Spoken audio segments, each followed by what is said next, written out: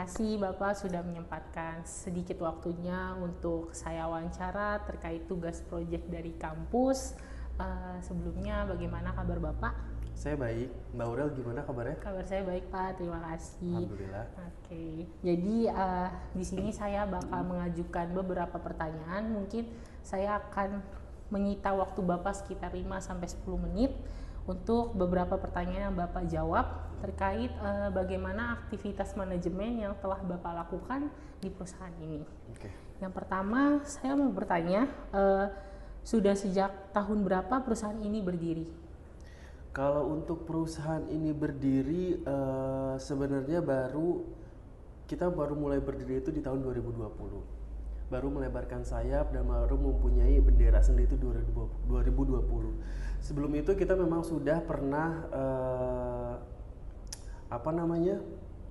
sudah pernah berdiri, cuman waktu itu kita masih gabung dengan instansi lain, tapi kita sudah percaya diri, sudah punya pegangan, akhirnya kita baru bisa lepas dari perusahaan sebelumnya. Di 2020 kita sudah mandiri. Oke, baik. Gimana sih cara Bapak untuk mencapai di titik sekarang gitu? Mungkin kan pasti ada prosesnya, ada tujuan Bapak, itu seperti apa ya? Untuk prosesnya sebenarnya tidak mudah ya Mbak ya, karena banyak sekali rintangan-rintangan yang harus kita hadapi sebelumnya. Tapi dengan rasa tanggung jawab, percaya sama tim gitu, kita bisa bangun perusahaan ini sampai pada titik hari ini. Oke, selanjutnya gimana sih cara Bapak menangani situasi yang buruk yang mungkin akan terjadi? Apalagi kan ini benderanya baru berdiri ya, maksudnya perusahaannya baru bergerak sendiri gitu. Nah, kalau untuk kita menangani situasi yang buruk, yang pertama itu adalah kita harus mempunyai sifat yang tenang. Lalu selanjutnya fokus pada permasalahan yang ada. Setelah itu kita baru mulai diskusi dengan semua tim. Ketika semua sudah berkumpul, kita cari solusinya bersama. Seperti itu sih. Oke, berarti pertama itu harus sikap yang tenang, Betul. saling berdiskusi dengan tim ya Pak. Selanjutnya, gimana cara Bapak memastikan rencana atau strategi yang pasti itu berjalan dengan lancar? Caranya adalah kita yang penting satu, membuat action plan itu lebih ke strategi apa sih yang harus kita persiapkan dan kita jalani untuk kedepannya. Oke, jadi menurut Bapak komunikasi yang efektif dalam action plan itu penting nggak sih Pak? Komunikasi itu sangat penting ya Mbak ya, terutama untuk menjalankan strategi kita ke depannya. Yang pertama adalah kita bisa melakukan musyawarah sama semua tim, jadi kita bisa breakdown apa saja strategi-strategi yang bakal kita lakukan ke depannya. Oke, ini kan berarti Bapak udah punya action plan kan ya untuk perusahaan ini. Menurut Bapak gimana organisasi yang bergerak ini udah berjalan cukup baik atau masih ada hambatannya atau ada kendalanya? Ya, untuk organisasi sendiri yang kita sudah buat dan sudah kita jalankan sampai saat ini, menurut saya itu sudah cukup ya, karena dalam menentukan organisasi itu kita harus menentukan dulu sumber daya manusianya seperti apa, keahliannya seperti apa. Jadi tidak asal pilih si A untuk menjadi jabatan A, itu tidak, tapi kita sudah memfokuskan satu orang untuk satu keahliannya. Oke, baik. Berarti itu adalah bentuk Bapak untuk menempatkan setiap orang sesuai dengan mungkin job desk-nya ya Pak. Jadi sesuai dengan keahliannya, bidangnya di apa, jadi Bapak alihkan sesuai dengan organisasinya. Sekarang gimana cara Bapak memotivasi diri Bapak sendiri ketika mengalami kesulitan atau kondisi yang sulit dialami sama perusahaan? Memotivasi diri ya, saya lebih ke personal ya. Kalau memotivasi diri adalah bahwa di belakang saya ini ada keluarga yang harus saya perjuangkan. Udah kayak gitu, saya juga harus memikirkan tim saya di bawah gitu. Mereka juga punya keluarga yang harus mereka hidupi. Jadi penyemangat saya adalah keluarga. Jadi motivasi saya ketika perusahaan sedang turun atau sedang ada masalah, kita bagaimana caranya untuk tetap bisa semangat adalah keluarga. Oke, berarti keluarga ini cukup memotivasi diri Bapak Iya, ya betul. sebagai acuan dan tujuan utama untuk bangkit. Ya.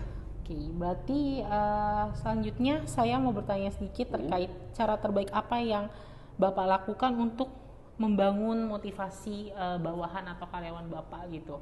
Ketika mungkin perusahaan mengalami kendala atau ini kan perusahaan yang membutuhkan pasti server atau digital, mungkin ada kendala-kendala terkait digital atau server mungkin.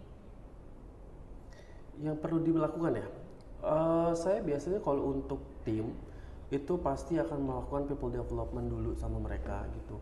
Jadi seperti kita melakukan refreshment rutin, kita melakukan training ulang. Jadi bagaimana caranya agar tim kita tetap memiliki keahliannya masing-masing. Oke, kalau tadi pertanyaan saya seputar motivasi, kalau sekarang saya pengen tahu nih, kira-kira Bapak sebagai pemimpin atau atasan di sini mungkin bisa ngasih tahu gitu sistem untuk pengawasan itu sendiri seperti apa? Maksudnya apa yang digunakan gitu? Untuk ke tim ya? Iya, betul. Iya, kalau untuk ke tim atau staff kita di bawah saya itu biasanya saya menetapkan adalah sistem KPI tracker. Jadi dengan KPI itu kita bisa tahu kinerja tim kita tuh sampai mana gitu. Baik buruknya tuh pasti akan ketahuan di situ. Oke, berarti itu cukup membantu dalam pengawasan kinerja ya Pak? Iya, betul. Oke, berarti selanjutnya saya mau bertanya juga terkait prosedur seperti apa yang diikuti dalam mengelola perusahaan. Ya, kalau untuk prosedur mengelola perusahaan itu sebenarnya ada 3 kalau di kami. Yang pertama itu adalah prosedur manajerial, prosedur sistem manajemen keuangan, dan satu lagi itu prosedur SDM, sumber daya manusia. Oke, selanjutnya saya pengen tahu nih gimana cara Bapak memimpin perusahaan ini supaya semuanya jalan sesuai dengan rencana Bapak, planningnya Bapak, semua karyawan dan bawahan juga mengikuti sesuai dengan aturan yang ada. Oke, kalau untuk cara memimpin sih sebenarnya mungkin sebagian leadership akan sama gitu. Yang pertama adalah komunikatif, lalu tegas dalam mengambil keputusan. Kita juga harus mempunyai delegasi sama tim di bawah kita, fleksibel dan adaptatif. Oke, berarti itu adalah tips dari Bapak untuk memimpin, Ya, cara betul. Bapak memimpin tim ini sendiri ya. Selanjutnya gimana ya caranya Bapak mengatur karyawan atau bawahan Bapak? Pasti kan banyak ya karyawan yang tidak mengikuti aturan atau seperti apa, itu gimana penegasan Bapak? Oke, kalau dari saya pribadi adalah bagaimana cara mengatur karyawan itu kita perlakukan sama. Kita perlakukan sama dari satu karyawan dan karyawan yang lain agar tidak ada kecemburuan sosial. Itu makanya kita pentingnya adalah bersikap objektif ke seluruh karyawan. Oke, berarti nah sekarang saya mau tanya terkait lebih ke perusahaannya mungkin. Tadi kan kita udah bahas soal motivasi, soal aktivitas manajemennya, terkait Bapak cara memimpinnya dan lain-lainnya. Sekarang saya pengen tahu kira-kira perusahaan ini tuh bergerak dan berjalan di bidang apa sih Pak?